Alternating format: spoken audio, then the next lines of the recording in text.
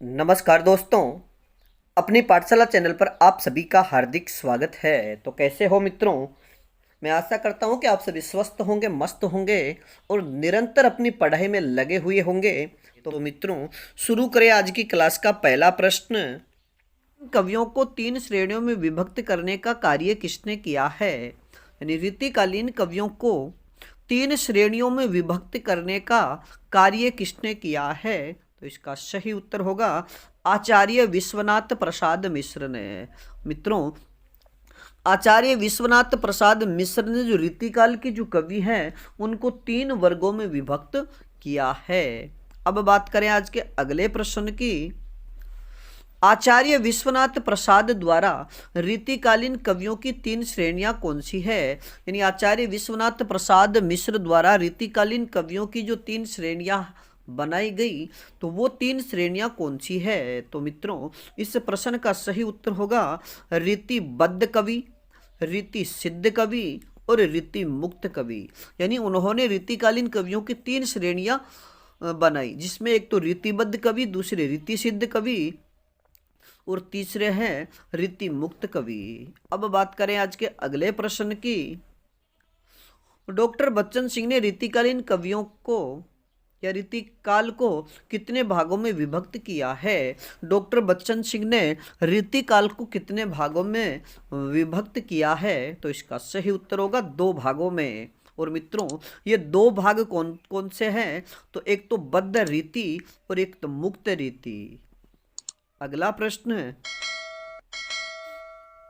रीतिकाल के वे कवि जिन्होंने लक्षण ग्रंथ लिखने की परंपरा का पालन नहीं किया, अर्थात लक्षण ग्रंथों की परंपरा से पूर्णतः मुक्त रहे, उन्हें कहा जाता है। यानी रीतिकाल के वे कवि जिन्होंने लक्षण ग्रंथ लिखने की जो परंपरा थी उसका पालन नहीं किया, वरन लक्षण ग्रंथों की परंपरा से वे पूर्णतः मुक्त रहे, उन कवियों को क्या कहा जाता है? तो इसका सही उत्तर होगा रीति मुक्त कवि।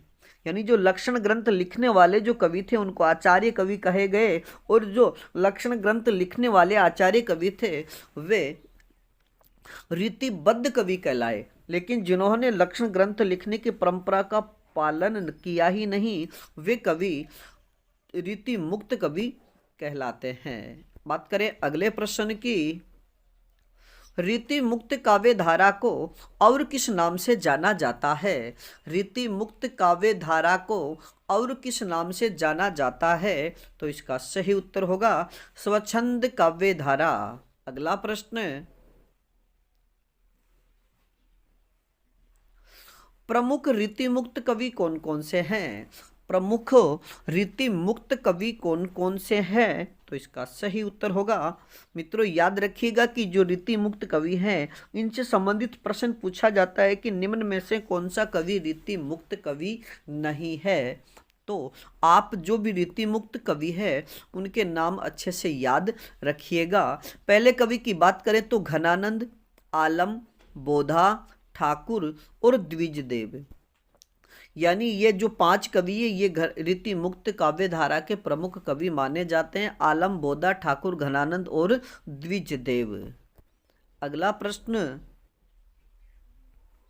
रीति मुक्त कवि कविता को धन या यश कमाने का साधन मात्र नहीं मानते, अपितु कविता को मानते हैं।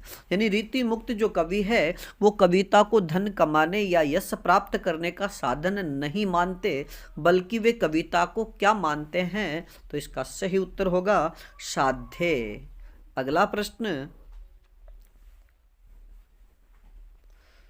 किसके अनुसार कविता के निर्माण की नहीं, कविता के द्वारा व्यक्तित्व निर्माण कही है?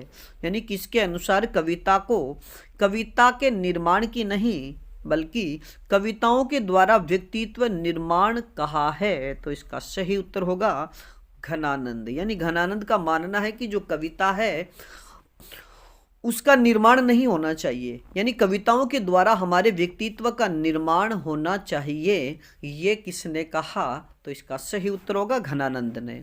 और मित्रों, इससे संबंधित घनानंद की प्रसिद्ध पंक्ति है कि लोग है लागी कविता बनावत, कि लोग है लागी कविता बनावत, मोही तो मेरे कविता बनावत। यानी घनानंद ने कहा है कि लोग कविता बनाने के लिए कार्य कर रहे हैं, जबकि मैं तो अपनी कविता, यानी मैं तो मेरा जो व्यक्तित्व है, मेरा जो वजूद है, उसकी कविता बना रहा हूं। अगला प्रश्न, रीति मुक्त कवियों का प्रेम वासना जन्य व क्रीड़ा परक न होकर कैसा है। यानी रीति मुक्त कवियों का जो प्रेम है वह वासना जन्य एवं क्रीड़ा परक नहीं होकर कैसा है। तो इसका सही उत्तर होगा एक निष्ठ एवं सीधा। यानी रीति मुक्त कवियों का जो प्रेम है वो एक निष्ठ है, जिसमें छल कपट किसी प्रकार की भावना का समावेश नहीं है। और इससे संबंधित भी एक प्रसिद्ध पंक्ति है कि अति सूदो स्नेह को मार्ग है, जहां नेकु सयापन बांक नहीं। यानी अति सूदो स्नेह को मार्ग है, जहां नेकु सयापन बांक नहीं। अब बात करें आज के अगले प्रश्न की। रीति मुक्त काव्य किस प्रकार का काव्य है। रीति मुक्त काव्य किस प्रकार का काव्य है। तो इसका सही उत्तर होगा व्यक्ति प्रधान काव्य। अगला प्रश्न, रीति मुक्त काव्य में किस शैली का प्रभाव स्पष्ट दिखाई देता है। यानी रीति मुक्त काव्य में किस शैली का प्रभाव स्पष्ट दिखाई देता है। तो इसका सही उत्तर होगा फारसी शैली का प्रभाव। अगला प्रश्न, रीति मुक्त कवियों का प्रेम लौकिक प्रेम से प्रारंभ होकर किसकी ओर उन्मुख होता गया। यानी रीति मुक्त कवियों का जो प्रेम था वो लौकिक प्रेम था, और लौकिक प्रेम से प्रारंभ होकर वह किसकी ओर उन्मुख होता गया। तो इसका सही उत्तर होगा ईश्वरोन्मुख। मित्रों याद रखिएगा कि रीति मुक्त कवियों का जो प्रेम था पहले वो व्यक्तिगत प्रेम था, और धीरे धीरे वही व्यक्तिगत प्रेम फिर ईश्वरोन्मुख यानी ईश्वर की ओर उन्मुख हो गया था। जैसे घनानंद की बात करें तो घनानंद का जो प्रेम है उनकी प्रेमिका सुजान से शुरू होकर फिर अंत में जब वो वृंदावन में गए और वहां जाकर के निम्बार्क संप्रदाय में दीक्षित हुए, तो उनका द्वारा जो सुजान शब्द है वह कृष्ण के लिए प्रयुक्त होता गया, और अंत में उनका जो प्रेम था वो कृष्ण की ओर आकृष्ट हो गया। बात करें आज के अगले प्रश्न की। रीति मुक्त काव्य धारा में किस प्रकार की रचनाएं मिलती है। रीति मुक्त काव्य धारा में किस प्रकार की रचनाएं मिलती है। तो इसका सही उत्तर होगा प्रबंध एवं मुक्तक दोनों प्रकार की रचनाएं। अगला प्रश्न, रीति मुक्त काव्य धारा के प्रमुख कवि और उनकी रचनाएं क्या कौन कौन सी हैं। यानी रीति मुक्त काव्य धारा के प्रमुख कवि और उनकी रचनाओं की हम संक्षिप्त चर्चा यहाँ कर रहे हैं। और मित्रों जो रीति मुक्त काव्य धारा के जो भी कवि हैं उनका संपूर्ण विवरण और उनका पूरा परिचय तथा इनकी रचनाओं से संबंधित महत्वपूर्ण तथ्यों को लेकर के फिर से अलग अलग कवि का अलग अलग वीडियो बना देंगे, लेकिन यहाँ हम एक संक्षिप्त परिचय प्राप्त करेंगे। सबसे पहले बात करें तो आलम, यानी जो रीति मुक्त कवि है आलम। मित्रों याद रखिएगा कि विक्रम संवत 1740 से 1760 तक इनका कविता काल माना जाता है। इनके जन्म से संबंधित किसी प्रकार की तिथि प्राप्त नहीं होती। और मित्रों याद रखिएगा कि जो 1740 से 1760 ये विक्रम संवत है, ये इनका कविता काल रहा। और आलम इस धारा के प्रमुख कवि हैं। इनकी रचना, इनकी एकमात्र रचना प्राप्त होती है जिसका नाम है आलम केली। बात करें आज के अगले प्रश्न की। घनानंद यानी रीति मुक्त काव्य धारा के दूसरे कवि है घनानंद, जिनका जन्म 1689 ईस्वी को हुआ तथा मृत्यु 1739 ईस्वी में हुई। और मित्रों रीति मुक्त कवियों में सबसे अधिक प्रसिद्ध कवि हैं। यानी रीति मुक्त कवियों में सबसे प्रसिद्ध कवि की बात की जाए तो घनानंद। और अब बात करें इनकी प्रमुख रचनाओं की तो कृपा कंद, सुजान हित, कोक सागर, प्रेम पत्रिका, विरह लीला, सुजान सागर और रस केली वल्ली, ये घनानंद की प्रमुख रचनाएं हैं। अब बात करें रीति मुक्त काव्य धारा के तीसरे कवि की, तो तीसरे कवि का नाम है बोधा। और मित्रों, इनका जन्म 1747 ईस्वी को हुआ था। मृत्यु के संबंध में इनकी किसी प्रकार की कोई तिथि प्राप्त नहीं होती।